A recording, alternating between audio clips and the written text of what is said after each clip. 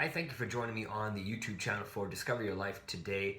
My name is Maveen Kaura. You can find me at discoveryourlifetoday.com. What I'm doing today is going to be reviewing the book The Longing by Tim and Gaye Goad. I came across this book on marriage a couple years back when I was, probably about 10 years ago actually, when I was in network marketing, part of Amway, and one of the things that they're really good at doing was teaching a little bit about, relationships and whatnot through the teaching and training system. So I came upon this book. This book is not the easiest book to find because it was affiliated, at that time at least, with the Brit Worldwide system, which I was a part of. But nonetheless, this is a great read. If you can find it, I would definitely suggest that you pick it up. But what I'm going to do is actually just talk to you a little bit about the book. I'm going to go through chapter by chapter, tell you a little bit about the book and why I believe it's a great book to help everybody with our marriages. If you are in a great marriage, or if you're maybe headed towards a rocky one, or if you are in a rocky one, just different ways to look at your marriage and maybe improve it from where it is. So get yourself a piece of paper, a pen, your Evernote, your Word document. When you're ready, let's start taking some notes. So if you need to pause it to go get your stuff, I'll still be here. Other than that, let's get started. So what we're going to do is look at chapter 1. Chapter 1 is about relating to your spouse. Now, the way this is done is each chapter, Tim will go through one part of the chapter, and again, Gaye will go through another part of the chapter. And what they're doing is giving, the male perspective as well as the female perspective on what needs to be done or what should be done in the marriage to ensure that it is growing and staying, it's staying great, the way you want it to be, right? So part 1 is relating to your spouse, like I said. So Gaye is going to talk about being the helpmate in your marriage. So everything I'm going to kind of read right here and go through is Gaye talking about the women's perspective on how to be the helpmate in the family or with the spouse. Chapter 1, relating to your spouse. The helpmate by this chapter is on by Gaye Goad. So in marriage, love is important, but more is required to have a great marriage. This includes respect, understanding, great communication, and acceptance. After having kids, many times women neglect their husbands or their spouse, and this happens for men as well. But we have to remember that our spouses are starving for the same type of attention that we're pouring into our kids. So it's just as important to give our spouses that kind of time, love, and attention as well. Sometimes when we believe that we're doing something for our spouse, actually we are doing it for ourselves, only believing that our spouse wants us to do those things, and that's what we feel our spouse maybe expects us to do as well. Every man needs a couple different things from his wife to feel significant in the relationship. One being respect, second one being encouragement, support, assistance spiritually to help them grow, and to be there for them physically as well. We can't always travel with our spouse, Gaye says, but when she comes home after Tim has been traveling, one of the great tips she gives is, dress up and look very nice for when your spouse comes home, and not just wearing, your ragged clothes that you may wear just around the house. Just wear something really nice, maybe put on a little makeup and whatnot, and really make your spouse feel great about coming home to a beautiful home, and of course his beautiful wife, because that's what men really want to come home to is happiness, right, after a long trip or whatnot. And that goes for men as well. So if your wife is out, dress up as well, and make your wife feel that she's special when she comes home. Gaye reminds women not to forget that a man's need for sex is just as powerful as a woman's monthly cycle. Gaye says, ladies want a man to feel confident, right? Here's the secret. When your husband does not get praise from you, a praise from somebody else is great, but not as powerful when it comes from his own wife. Something that ladies should keep in mind too, your husband is a great man in certain areas. With your encouragement, ladies, we men can become great and become who we were meant to be and more successful, because your encouragement is what we all kind of thrive for as men. Did you know that a bad attitude can nullify any good intentions in a marriage? That goes for both men and women. Every day ask yourself, and this goes for both men and women as well, what am I doing to give to my marriage? What am I doing to give to my marriage? rather than what can I get out of my marriage. It's kind of like what John F. Kennedy says, what can I do for my country, not what can my country do for me. So it's the same type of principle there. Now, chapter 1, Tim goes over the servanthood leader. As a leader of the family, and again, he's talking to men typically on this side of things, your results will come from knowing. They will come also from doing. Tim's Christian beliefs tell him that God designed and equipped husbands to be the leader of the home. So he's always approached it from that way. So he's saying that in the book, The Longing, again, that men should be the leader of the home. He's just going by what the Bible is teaching him based on what he believes. Again, I think men and women can be the leader. I think there is a great place for both of them to connect and really decide what is right for the family. But it is ultimately going to come to both of them to come to a decision and then move forward with that decision, act on it as well. This doesn't mean for men to walk around being macho and saying, I'm better than you attitude towards any woman. No, it's really saying, I understand and we're going to do this as together as a leader, or the leader can just be someone who actually does the work versus, consulting only. Men, it is the love of your wife that motivates us. And again, we sacrifice our own interests and desires for our women. And every time we do that, we act unselfishly to do that because we love our wives. So that is what we need to do, is unselfishly do the things that we need to do to make our wives happy. But this doesn't mean to allow our wives to walk all over us. In The Longing, Tim suggests that men need to work at a couple different things: knowing our wives, understanding their needs, responding to their needs. So that's another big one as well. Sometimes just because we know what it is, we have to also respond. If we want to have a better marriage and want it to be smoother, do those things, Tim says. Men, remember when women share their feelings, frustrations, and pain, they're not always looking for an answer. Really, a lot of times they're looking to solve their problems. We men sometimes just want to be problem solvers. We hear everything and say, oh, we know the solution, and we give our answers. Women aren't always looking for that. So I know as a man myself, I tend to do that as well, something I'm working on myself. Sometimes women are just looking for an empathetic understanding, and we need to keep that in mind. Keep in mind, men, as well, when we're trying to meet our wife's needs, it doesn't mean that we need to try to meet our own needs first. It is also about give and take, so really we need to give before we take. If we want to avoid the counselor's chair in our marriage, remember that our egos aren't as important as our relationships. This is something for men to really remember, because it can be sometimes tough for men to not have an ego. So I would say definitely let go of your ego, and you'll have a much better chance of having a successful marriage according to what's in the book, and I do believe that as well. If you want your wife to change, then as a leader of your family, men, we must be first willing to change. And that goes for women as well. If you want your husbands to change, you have to be willing to change, and then show your husband that you can also do that as well, and show that encouragement like we talked about earlier. Men, here's something great. Remember to brag on your wife. Evaluate yourself, ask questions to understand your wife, and use synergy in your marriage. It can last much longer than any stat out there, and you will last longer than any stat out there, because I believe something like 50% or 60% of marriages fail. So let's not have everybody become a stat. Let's really work on keeping everybody together in the marriage, as the vows you guys took and I took as well with my own wife.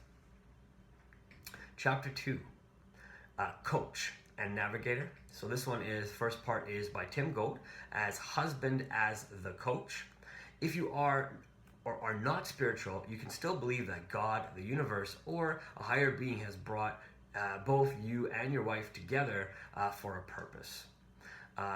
It is one thing to say I love you to somebody, but a really different thing to say I need you. And sometimes men have a very tough time saying I need you to their wife, and vice versa. Women might have it easier to say. Sometimes it's easy for them because they're a little bit more open with their emotions, as men may not be. Men, if you know that your wife loves you and you love your wife, it makes us vulnerable. Men do not like to feel vulnerable, so we may hold a little bit closer to our chest our feelings, because if we allow ourselves to tell people how we feel and they don't like what we say, or they don't agree with what we say, then we kind of sometimes go backpedal and say, oh man, I knew I shouldn't have said that. So I know men are vulnerable, but in order to grow, we have to be vulnerable and allow ourselves to be vulnerable so we can go out and continue to do the right things and not worry about our ego, because our ego is the one we're trying not to get hurt. Men and women, we need to work as a team and to create an encouraging environment for our marriage. This inspires ourselves and our spouses for our God-given purpose. Now, you may not believe in God, and that's okay, so just take out the word God and just say for your purpose. Men, we need to treat our wives as a person and as the person she could be rather than the person she is today. So really continually push your wife to strive to be the best at home, at work, in her own business, or whatever it is with the family. And the more we encourage her, the more she's encouraging us. And really, both that encouragement just kind of lifts everybody up and everybody in the family. And you'll notice that you'll also end up also encouraging your kids in the future as well. When your wife says, she's going to be sacrificing for you, you need to sacrifice for her to prove your love for her as well. We have to be able to give up things in order to show the person that we can change and grow in love. Because when you give up something that you sacrifice, you also then are on a way to getting more in life than what you have currently. At its best, the ego is just a healthy sense of self-worth. At the worst, the ego demands to be acknowledged as right no matter what or who the ego hurts. So as men, if we can remember that, the ego is just trying to be right all the time. So it's not about being right with your spouse. It's about finding solutions with our spouse, listening to them, and really finding out what is, their needs and working together as well, right? If we're only going to be working from a place of ego, then we're always going to think we're right, no matter even if we're wrong, because our ego doesn't want to be hurt. As men, we need to stop trying to change our wives. We need to instead soak our wives in a lot of love and cherish them and encourage them and be patient with our wives, because one day they will shine. If we try to change our wives, what will happen is it'll cause friction in your marriage, and then you will be picking up the book, The Longing, to try to relearn all the things that we're talking about in here. There are three reasons men don't lead as the family head. One is they feel or they think they don't have enough knowledge, they don't have the self-confidence, or they lack the self-esteem it takes to be the head of the family. And again, in order to have all three of these things, the knowledge, the self-confidence, and the self-esteem, that does and is built from having the encouragement from our wives. So again, wives need to also understand that as well. If you want to be the best man you can be, then you have to ask your wife to help you, men. And the more you ask, and be vulnerable to ask, because the more women are willing to just help us be the men we want to be, but they need to know that they can ask, and they will then go ahead and help. Because if we tell them, hey, don't tell me anything, I know everything, with that type of attitude, women are going to be reluctant to help. But if we're open and vulnerable and say, hey, I need your help, honey, they will help us, and they will help us become the best person we can be. Now, in the part 2 of chapter 2, Gaye Goad goes over the wife as the navigator. So Gaye says, we can't change our husbands, but we can encourage them to change by our own actions. Most people are trying to have one of two types of marriage. One, they're either trying to model their relationship after their parents, or they're trying to model their marriage after the parents, but the ones they don't want. So, if they had good parents, they really want to model after that good relationship. Or if they felt their parents lacked in certain things, they're trying to model the opposite of what their parents lacked. So they're really trying to have one of two relationships, but I think it's important to develop your own sense of what a relationship looks like. Look at the goods, look at the bad, and really just try to find the best fit between you and your spouse, because in the end, you are not your parents. You will never be your parents. And, the whole idea is to grow past what what they are. I mean, the world has changed since we were all little kids, and the world will change as we have little kids and we move into 20, 30, 40 years from now.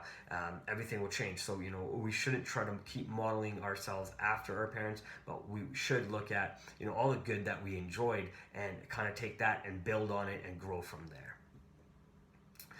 Gail says the husbands are accountable to God for their mistakes in the marriage, so help your husband make less mistakes is going to be huge and important. She also says it's important for women to stand in faith with their husbands in the marriage, because there's still the good grace of God to come as we continue to work hard in life and to go for everything that we want. Chapter 3. So problem solvers. First part again is by Gail. Women are as the relator. She says, we need to learn to communicate better. We need to recognize the way men process things, and it might help to understand if we really understand how, as women, understand how we process things as well. So it's really understanding how both sexes think differently and alike, to understand how, when to wait before you say something or when to ask, say, a question as well. Because if you understand how each one of the sexes are going to process, then you will know when the right time is to ask certain things. To learn to communicate with men, women need to understand that a man organizes his life into boxes and can only live in one box at a time. So if you really see men, sometimes they really stick to one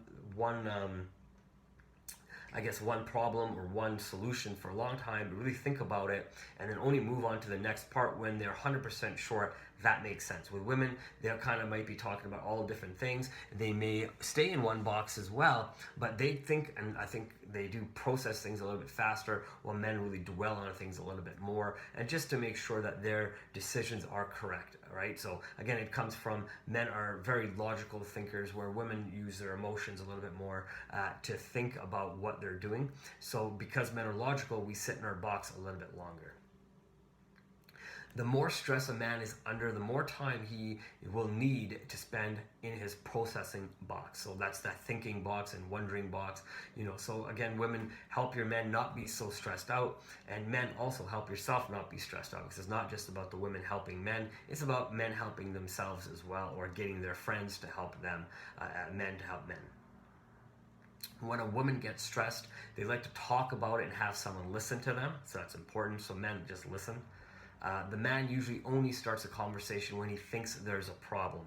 If he doesn't see a problem, you may feel that your man is not communicating with you, but he doesn't feel there's any problem, so he may feel there's no reason to communicate at this point in time. Again, that's just different styles sometimes, but that is important, I believe, to have open communication in a marriage, because I do believe that is going to give you the best chance to succeed. So, that's something that you have to do as a couple, is really talk and find ways to communicate. Gail says, that she's learned to communicate with her husband, and that also has changed the way she talks to him, and this has also changed the way he talks to her. So, they have love, respect, and encouragement when they talk to each other. And again, that, I believe, goes back to their foundational beliefs on what they've built their marriage on. Gail says, we should remember that men naturally connect to jobs that they are going to be asked to do for their wives. Men like to work for their wives, and men want to work for their wives, but they also want to have the satisfaction of knowing that they've done a good job. So it's that encouragement that we look for. Hey, good job. And we may not show any emotion to it, but we are very proud of it to be able to get that good job from our wives. Gail says, women should use phrases like, I need your help, rather than telling a man to do something, because men like to help, but men do not like to be told what to do. I think it's just bred into the way we are. If we're in those hunter-gatherer thought process, then we had to just go out there and get things done. We didn't like to be told how to go do something. So if he says, I need your help, who doesn't like to help a damsel in distress, right? And that's kind of the way I believe she's saying to take this, as say, hey, I need your help. Can you you help me? When you have some time, can you come take a look at this? And instead of saying, hey, you need to do this, get it done. No one likes to be told. No one needs another boss. So chapter 3 also, Tim goes over men as the problem solver. So as men, he says, we need to learn to respect the differences between both sexes and seek to understand the similarities and the differences as well. Men believe that facts are more important in conversation. I believe that's true as well. He also says that women want men to hear and respond to their feelings and not always just be logical. I think that's true because sometimes women are just looking for someone to listen to them and not always looking for an answer. Tim says the biggest mistake we make in communication with our wives, men, is we believe they're asking for us for a solution, and they're not. And they're just merely asking to be listened to. And when women talk, what sometimes happens is they're only looking for their own solutions and seeing what they can come up with as well, right? So they're just really just talking it out with us, and we're there just as a person to listen to, right? And that's why women can really listen well to each other, while men, we'll talk, and we'll just kind of start giving each other solutions to solve, and we'll be done quicker, yes, but we may not always come up with the best solution potentially. Tim says men should be quick to listen to their spouses, but slow to respond to their spouses. So I guess the next part is, now what do you do with all this information, right? So that's kind of the next part of this chapter. Why settle for anything less than the very best in your relationship? Something to think about for men and women. If your relationship is not where you want it to be, maybe forgive each other's past mistakes and blunders, and start again. So, that's something you can do with this information in the book. Don't complain, compare, or criticize your relationship, each other. What you should do maybe is find a way to be creative in the relationship and with each other. What else you can do with this information is remember every individual comes with their own baggage and emotional baggage from past relationship, the past, with the family and other boyfriends and girlfriends, maybe another marriage. So one thing we need to do is be patient and loving and understanding of each other. So in the book Belonging here, so Tim and Gail both are going to go over their personal final words. So Tim's final words for the guys is, if you treat your wife wrongly, you hinder the prayers and the requests you ask of your God or the universe for. So, treat your wife correctly. A man is never happy until he attempts to make his wife happy and until she is fulfilled and satisfied. That's when men find happiness as well. He says, in all religions of the world, men are required by God to meet their wife's needs, but are not required to cater to every whim of their wife. So, sorry, ladies. I believe that too. As men, we need to do what it is that makes our wives happy, but we can't, and we have to look at our financial, and see, if your wife says, oh, I want a mink coat, that could be $3,000, $10,000, $15,000. I don't know. Is it the right financial decision to make? I'm not saying a mink coat is the right thing to do. I don't know what your beliefs are about animal cruelty and whatnot. I'm just using an example. My whole point being is, you can't say yes to everything your wife asks. You really do, as the man and as the head of the family or the leader of the family, look at what makes financial sense now and what doesn't, and what could make financial sense later. It is important for men to find friendships and relationships with other men.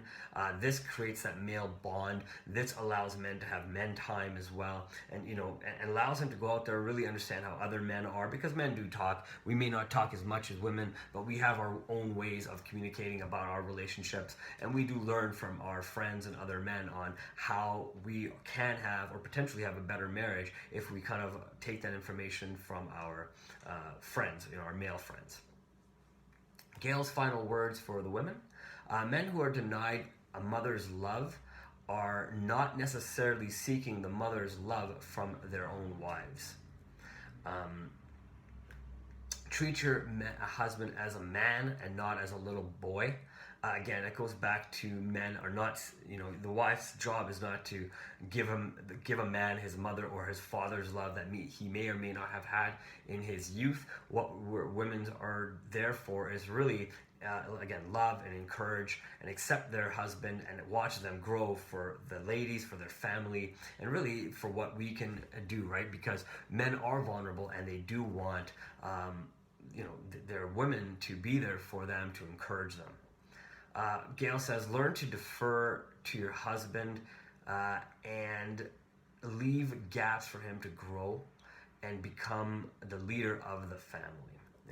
I think what it is, the women are really the leaders of the family, but the women give the men the power to lead and whatnot, right? So it's like the king and the queen, they're both really kings and they're both really queens, but the one gives power to the other to do things after they've talked together and communicated what needs to be done. And men feel, I think, a lot better when they can go out and do things and complete things for their family, for their wife, and for their spouse. They feel like they've accomplished more, even if it was an idea that they came together on.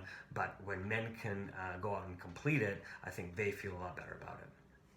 So a final part in the book is the closing thoughts are combined from Tim and Gaye. So they got together and really wanted to give some additional information as a husband and wife team. So some of the things that they said are these, here are the secret formulas for your marriage. Your dreams will come true when you help your spouse's dreams come true. So the cool thing is, I'll give you an example. One of the things that me and my wife are working on, we're trying to build her business. It's called Raw Fizz. It's a kombucha business. So one of the things you'll see over here is just a kit sitting over here. This is one of her tea kits that she does. That's her business. I do my best wherever I can to help her build her business so we can get her dream to come true. Because what happens is, if I help her build her business, what happens in turn is, I'm helping us build the family business as well. So, that's just an example of what they're saying between what me and my wife are doing. So, a great way to look at it that way. I think together they also say, always be willing to talk with each other, so that's spouses, and find out what your spouse is thinking. I think when we know what our spouse is thinking, instead of trying to guess what our spouse is thinking, it'll help us, in the long run. At every challenge in your marriage, do your best to get rid of the old you, begin the new you, and work on, being better than your past challenges for a brighter future. I think if we look at our marriages, and commit to them at a 30, 60, or 90-day increments, as we read this book and other great marriage books, if we look at them in those small increments and start applying that information and knowledge, we'll see that our marriages will get better in time as well. And last but not least, one of the things that they say is be careful not to base the acts of love and respect in your relationship based on what the other spouse is doing for you. It's not a give and take like that, and you do this for me, I'll love you, and you don't do this for me, I'm gonna love you less. No, it's about working together, and don't allow it to be based on mood or on emotions and whatnot. Really base your love on love and not anything else. Okay, so this was my review of the book, The Longing. Again, if you can get your hands on it, it's a great book by Tim and Gaye Goad. One of the things I can recommend is reading some other marriage books as well. Again, I'm not a marriage counselor. What I've done is just read this book. I've found some great principles. I've applied a lot of great principles from this book into my own marriage and with my own wife. So one of the things I will do is get you guys to, if you want, go ahead and subscribe to the Discover Your Life Today YouTube channel. Check out other articles on discoveryourlifetoday.com. Tell a friend about it. Don't forget to like the video, apply the information, leave a comment, let me know how things are going for you, especially if you needed this information for your own marriage, and continue to grow. And I hope you have yourself a great day.